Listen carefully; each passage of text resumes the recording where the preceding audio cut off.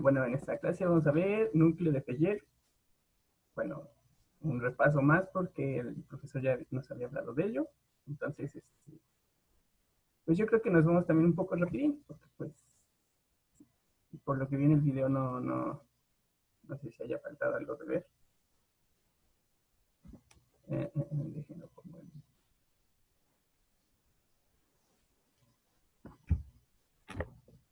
Bueno, entonces, ¿vemos todo, profe? ¿O como si no lo hubiera dado? Usted decide con qué velocidad ir. Puede saltar a algo que le parece muy simple. Ok, este, bueno, entonces aquí estos repasos rápidos, nada más para recordar como que los conceptos rápidos. Los monomios trigonométricos, pues bueno, recordar rápidamente qué son, que dado un entero, vamos a definir nuestra función phi, es phi, siempre me confundo con estas letras, eh, que va de los reales a los complejos, de esta forma, como la exponencial de i por k por θ. Ese es nuestro monomio trigonométrico. Luego, en base a eso, pues podemos definir lo que son nuestros polinomios trigonométricos, que va a ser similarmente una función, que va de los reales a los complejos, pero pues ahora sí que extendiendo o usando las ideas que tenemos de cuando un polinomio es combinación lineal de monomios, pues entonces aquí similarmente, un polinomio trigonométrico va a ser una combinación lineal finita de algunas funciones físicas. Aquí me volví a confundir. Este, bueno, aquí por error de látex que tengo, pero bueno, vamos a usar esta notación. Eh, con K entero, es decir, que vamos a tener un subconjunto de los enteros y una sucesión CK de complejos tales que nuestro polinomio trigonométrico va a estar definido de esta forma. Como los... Bien, bueno, se puede decir que originalmente CK es una familia donde el conjunto de índices es A, ¿verdad? Sí. Como estaba escrito, debería ser en C elevado a A, ¿verdad? Ok, sí. Entonces eso, vamos a anotarlo aquí nada más para que quede claro.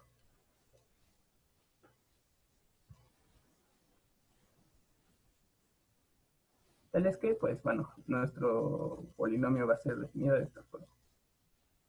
Podemos verlo también de esta forma, que vamos a tener un natural, tal que podemos ver dicho polinomio de esta forma. En la clase pasada, pues, el profesor dio un ejemplo de cómo se podría ver esto.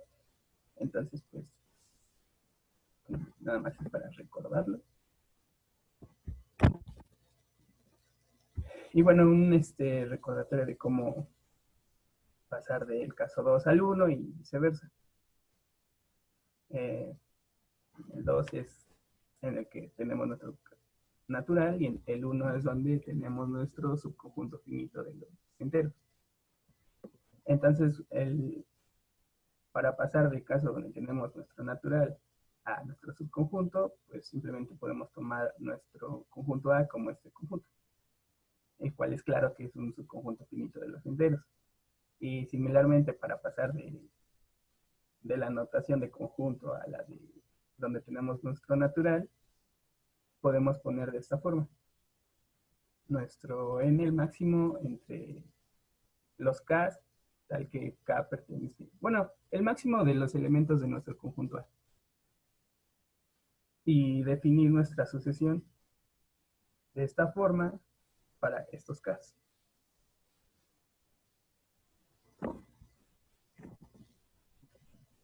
Bueno, aquí otro cosilla, periodo positivo mínimo del monomio trigonométrico. Aquí, por la definición, phi 0 va a ser constante, nada más para recordarlo. Phi 0 pues sería aquí, tomando y, como les digo, errores de látex.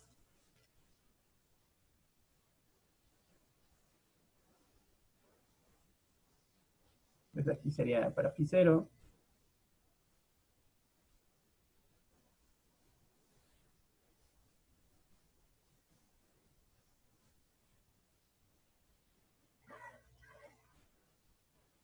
Y pues por eso es una constante.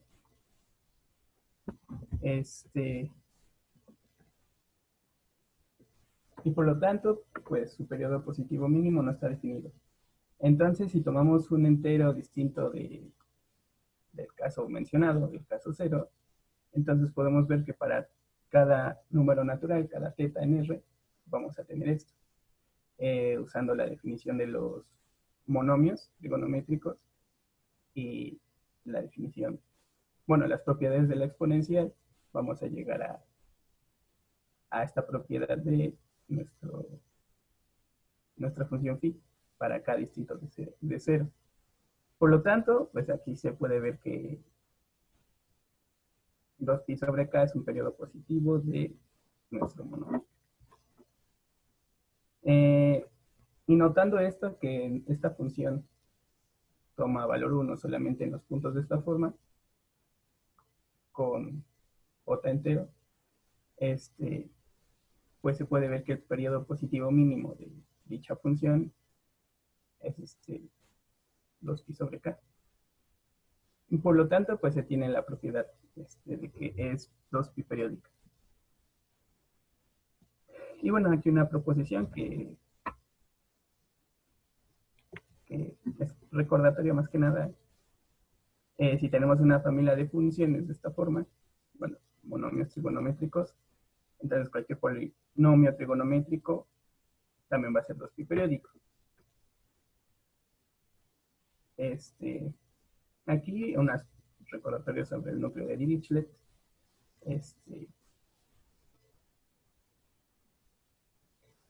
Nada más recordar que el núcleo de Dirichlet está definido de esta forma, como la suma. N está en los naturales unidos Unión. con el ser, ¿verdad? Sí, unión ahí es unión.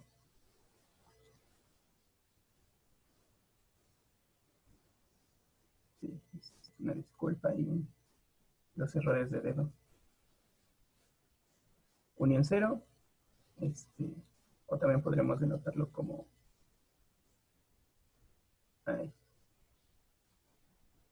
n sub 0, así que la notación que más nos gusta usar.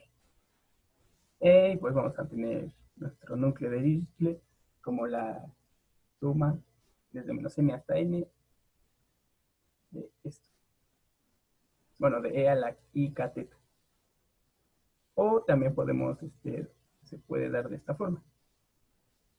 Eso es pues, nada más en recordatorios, no vamos ahorita a ver las equivalencias. También se puede calcular como esta, si no mal recuerdo es la forma cerrada del núcleo de Dirichlet. Que algunos tienen, que se puede tener ventajas o desventajas al usar cualquiera de las definiciones. Y bueno, entonces también se tiene esta propiedad del núcleo de Dirichlet, que es función par y es 2pi periódica.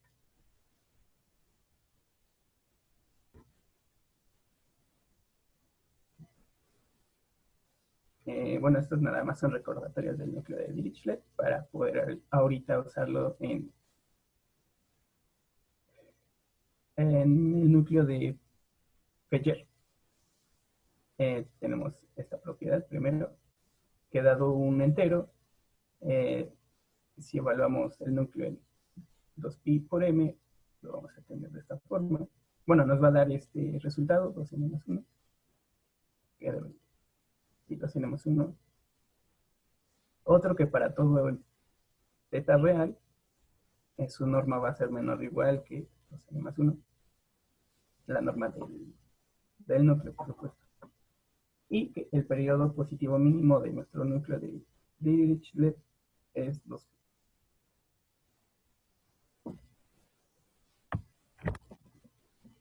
Y bueno, ahora sí la definición de el núcleo de Dirichlet. Vamos a tener que es la suma desde k igual a 0 hasta n menos 1 del núcleo de Dirichlet. La definición del núcleo de Peyer, perdón, por 1 entre n. Aquí, profesor, tengo una duda. Cuando tenemos esta notación, por ejemplo, este phi, que en látex es nada más phi. Bueno, yo usaba phi mayúsculo para Fourier. Ah, ok. Ok, sí, sí, sí.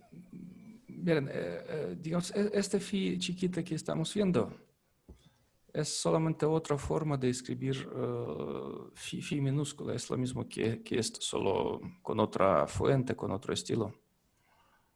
Y otra cosa es phi mayúscula. Simplemente es más grande. Ok, para corregirlo ahí. Vamos a ponerle aquí.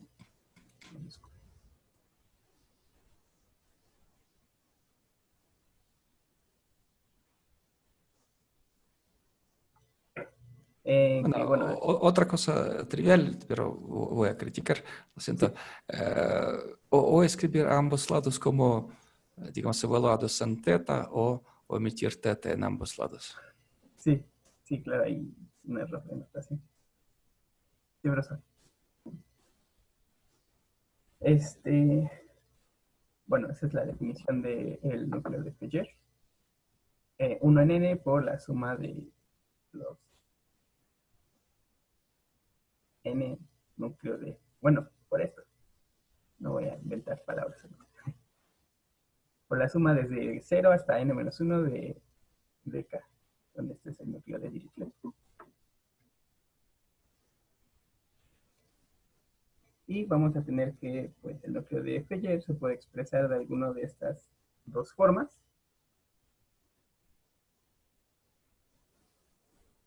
1 en n por esta suma desde menos n a n, de 1 menos la norma de k entre n por el núcleo de Dirichlet, o la suma desde 1 menos n hasta n menos 1 por la misma forma de arriba. 1 menos norma de k entre n por el núcleo de Dirichlet.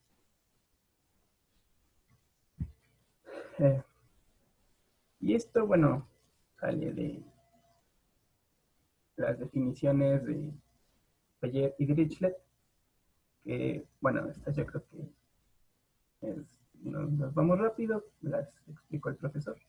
Aquí el punto es notar cómo jugar con estas desigualdades. Notar que si tenemos esta desigualdad con J podemos cambiarla o es equivalente a este sistema de desigualdades. Y una vez notando esa equivalencia, podemos, bueno, reescribir la igualdad de esta forma y bueno, hacia todo lo que dice aquí, que es de la norma de KSN, entonces va a pasar esto, y los sumandos a los extremos se pueden omitir. Bueno, como les digo, esto va a ser rápido.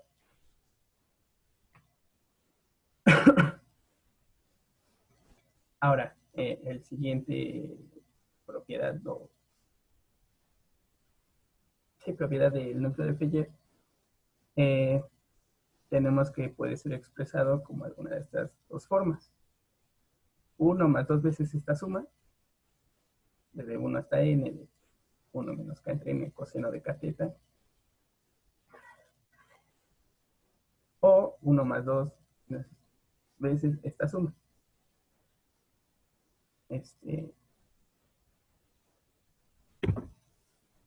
Y pues aquí está la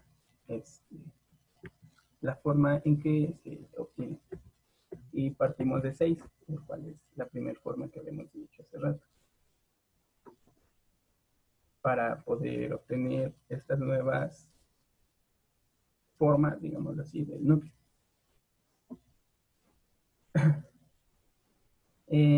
Aquí la idea es separar esta suma sobre estos conjuntos, es decir, primero vamos a tomar los índices de menos n hasta menos 1, como dice aquí. Luego nada más sacar el índice donde k es igual a 0. Y luego continuar, aquí se me fue. Desde 1 hasta n.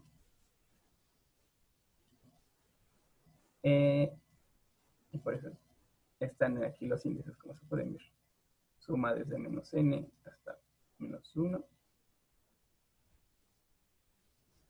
que es este conjunto. Luego aquí es k igual a 0. Y luego aquí es k desde 1 hasta n.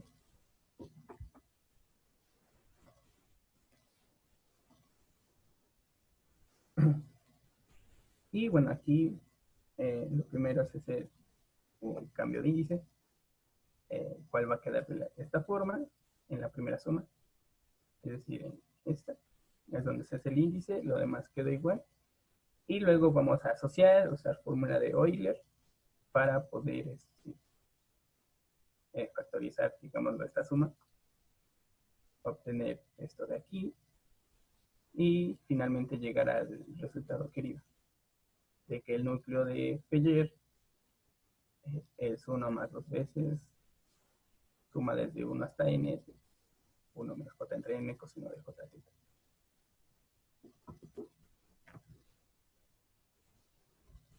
Ahora, otra propiedad del núcleo,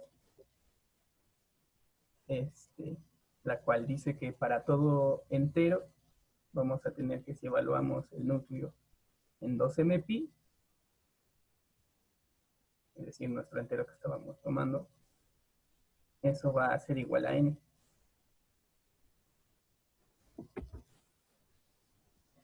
Y bueno, aquí pues se va a obtener usando la definición, digamos la original, no alguna otra forma del núcleo, la definición del núcleo,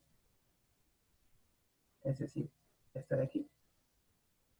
Y entonces usamos una de las propiedades que recordamos del núcleo de Dirichlet, el cual es esta, que si evaluamos el núcleo en 2mπ nos va a dar 2n más 1 con m entero x.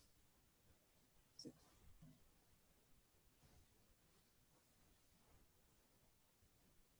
Y entonces vamos a tener esta cadena de igualdades. Aquí, bueno, aquí se puede ver que usamos la definición para que aparezca el núcleo de Dirichlet y usar esta propiedad de dicho núcleo, la cual vamos a usar justamente aquí. Entonces, aquí nada más usando esta igualdad, va a dar esto. Y ahora hacemos la suma nada más de los sumandos de estos términos, desde 0 hasta n-1 de 2k más 1, lo cual pues va a hacer uso de, si no me equivoco aquí, la suma geométrica. Y pues aquí se va a hacer esto. Y bueno, haciendo cálculos, rápido, sería 1 en n. Aquí ya dije que se canceló el 2.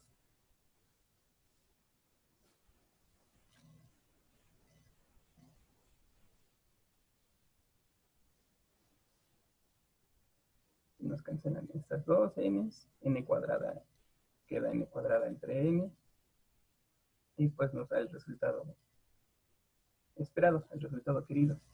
Entonces tenemos que, si evaluamos el núcleo de Feller en 2mπ, su resultado va a ser n.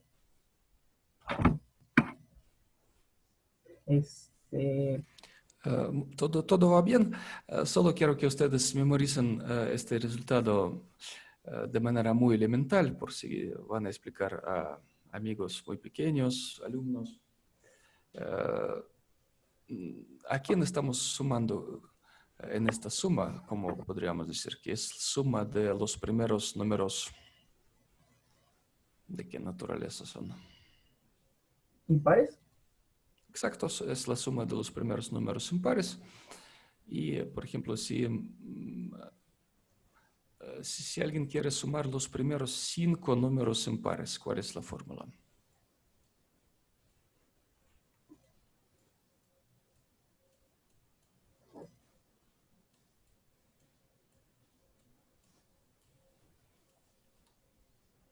De 5 cuadrado, ¿no? Ujú.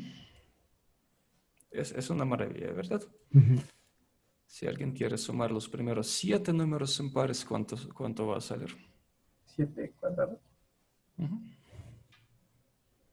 Es lo que está pasando, entonces sale n al cuadrado. Y con el coeficiente 1 entre n se cancela y nos da n. Sí. Profe, bueno, lo digo por lo de su conferencia, de que usted nos dice hasta cuándo, que ya es una 31 según mi reloj. Bueno, propongo ver un par de propiedades más y a las 13:40 terminar. Ok.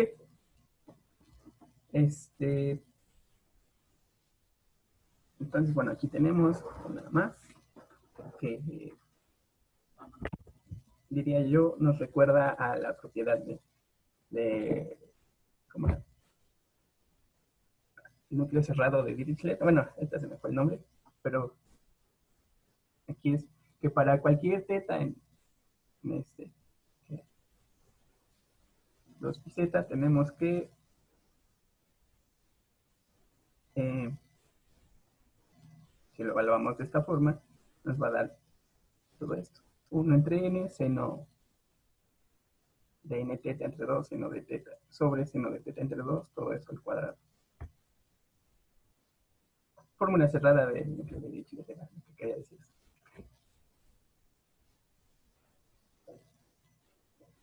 Y bueno, entonces vamos a usar la definición nuevamente del núcleo de Feyer.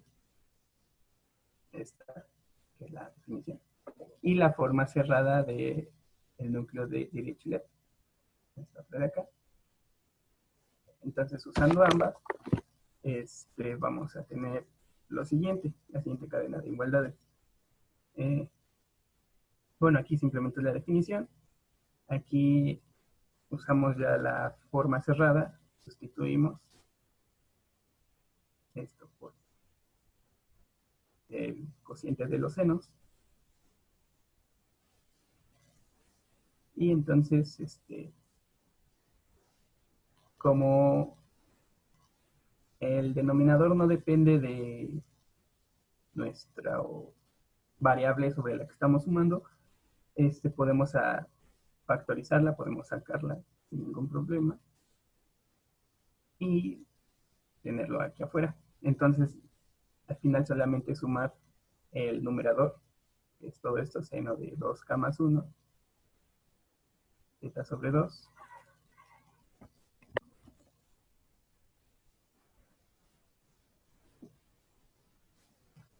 Y aquí, bueno, vamos a hacer uso de que el seno de teta, el seno de phi, es la parte imaginaria de la exponencial de i teta. Entonces vamos a considerar toda esta suma. Vamos a poner esto. Esta es otra suma aparte, digámoslo. Vamos a considerar toda la exponencial. Esto por la forma en la que estamos sumando, coseno y seno.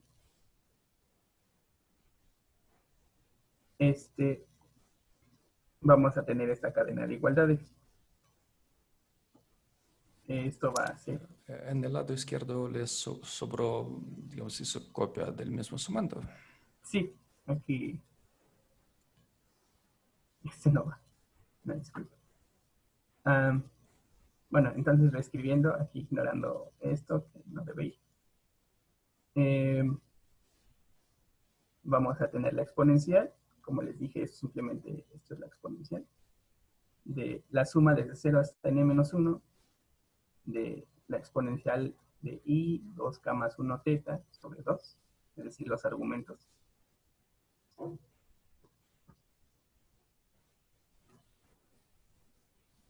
Y bueno, aquí nuevamente vamos a hacer uso de propiedades de los exponentes para poder aquí factorizar a la i teta medios, es decir, sacarlo de la suma.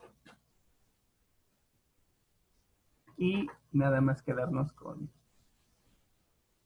sumando dentro. Aquí realmente no calculé bien el espacio. Pero bueno.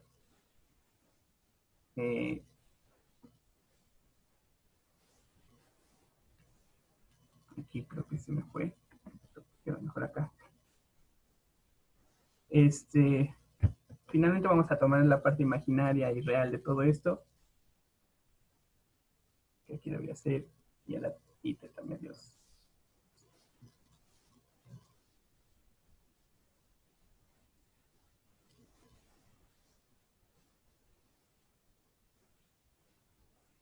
Ahora está claro cómo los griegos inventaron las fracciones continuas, ¿verdad?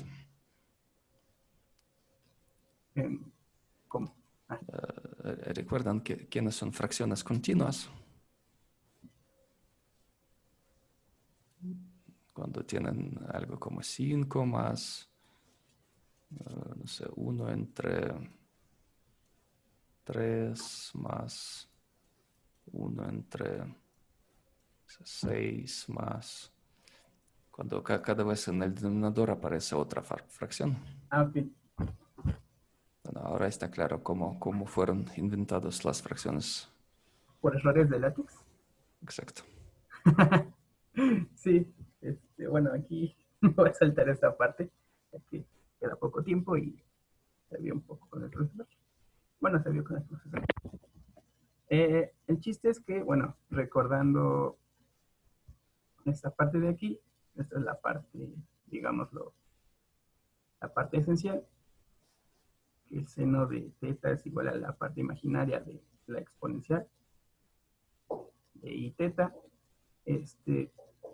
Vamos a hacer uso de eso, y bueno, el chiste de usar esta ecuación, esta suma, perdón, es que se va a ir desarrollando. Vamos a separar en su parte real y en su parte imaginaria, para que al final nada más tomemos la parte imaginaria.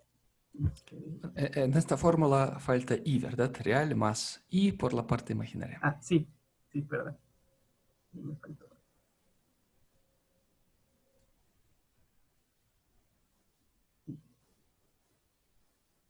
Y bueno, aquí como pongo aquí, tomando la parte imaginaria, vamos a tener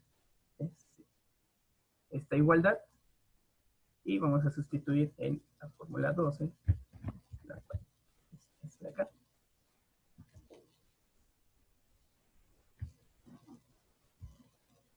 Y nos va a quedar, bueno, ahora esta cadena de igualdades, simplemente ahí es ir desarrollando para que nos quede lo querido. 1 entre n, el cuadrado de este cociente.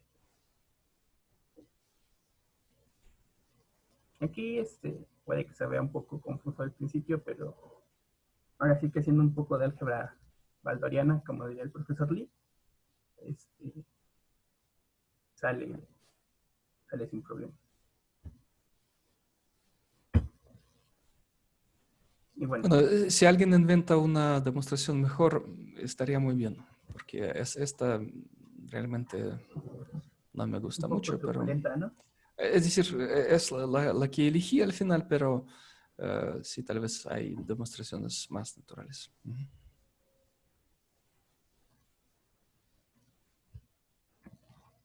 Bueno, aquí otras propiedades, yo creo que no sé si son las últimas que veamos, pero bueno. El núcleo de Feyer es función 2pi periódica y función par. Esto pues es muy fácil de ver, ya que al estar definido el núcleo de Feyer, digamos lo que está en función del núcleo de Dirichlet.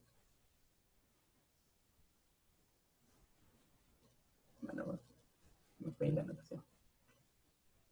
Lo que quería poner es que está en función del núcleo de Dirichlet.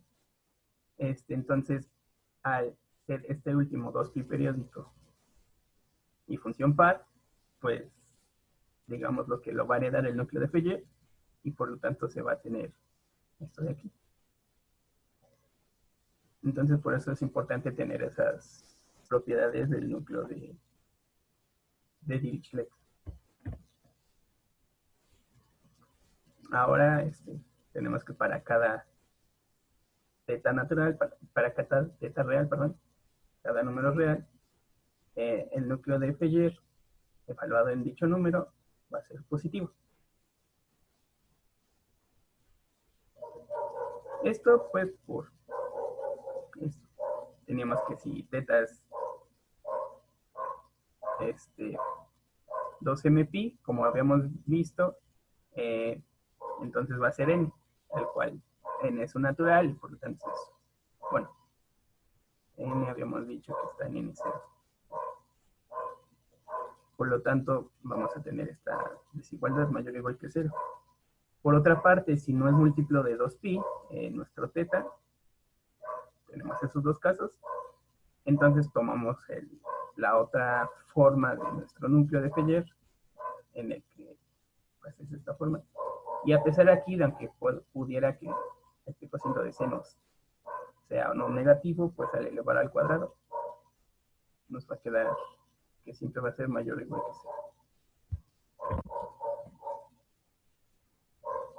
0. Aquí, otra propiedad, que nuestro núcleo Entonces, lo siento, Dante, ya solamente le pido mostrar los enunciados, las propiedades, sí. pero sin demostraciones. Bueno, sí, entonces nuestro núcleo va a tomar valores entre 0 y n, es de esta forma, y va a alcanzar sus valores máximos en los múltiplos de 2pi. Otra propiedad, que es 2pi es su periodo mínimo de nuestro núcleo de Fourier. Aquí nada más era un recordatorio de seno cardinal, cómo se define, esto para usarlo, para poder expresar el núcleo de Fourier a través de él. Y bueno, lo vamos a tener de esta forma, que el núcleo de Fourier lo podemos expresar de esta forma a través del seno cardinal. De esta forma a través del seno cardinal. Entonces pues obtuvimos bastantes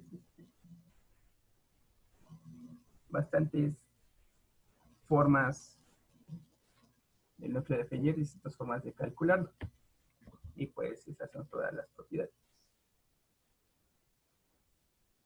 Excelente. Bueno, ya tenemos que terminar muy pronto, por eso les sugiero pensar otra vez de estas varias caras del núcleo de Fourier, cuál cara, cuál representación para qué sirve mejor. Digamos, cuando representamos el núcleo de Fourier como en términos de las funciones k y θ, una combinación lineal de estas funciones, bueno, ¿qué es lo bueno? Que en esta forma es claro que el núcleo de Fourier es un polinomio trigonométrico. Es un polinomio trigonométrico. Está escrito de manera explícita como un polinomio trigonométrico y se ve cuál es cada coeficiente. Si pasamos de esta forma a la forma con cosenos, ¿cuál es la ventaja de pasar a los cosenos? Es una función real. Es una función real, exactamente. Y una propiedad más se ve de esta forma muy claramente. ¿Qué es 2pi periódica? Que es 2pi periódica también se ve por la representación en términos como polinomio trigonométrico, y cuando pasamos a los cosenos se ve muy claro que es par. Excelente. Y al representar como cociente de senos al cuadrado, como acaba de explicar Dante, observamos que esta función en realidad es positiva. positiva. Bueno, a veces se anula, pero positiva en el sentido no estricto. Además, usando esta forma, en la siguiente clase vamos a demostrar que el núcleo de Fier es, ¿qué dicen Juanita y Luis Ángel? Un núcleo aproximativo. Exactamente. Bueno, esto significa que cuando n se hace grande, esta función se concentra mucho en el punto cero, o bueno, en los puntos que se obtienen de cero al sumar múltiplos de 2pi. Y fuera de las vecindades de cero se hace pequeña esta función, hasta sus integrales se hacen pequeñas. Entonces se concentra toda la función cerca del punto cero o cerca de múltiplos enteros de 2pi, se puede decir. Bueno, si hablamos de un periodo, entonces se concentra en el cero. Muy bien, es todo por hoy. Tienen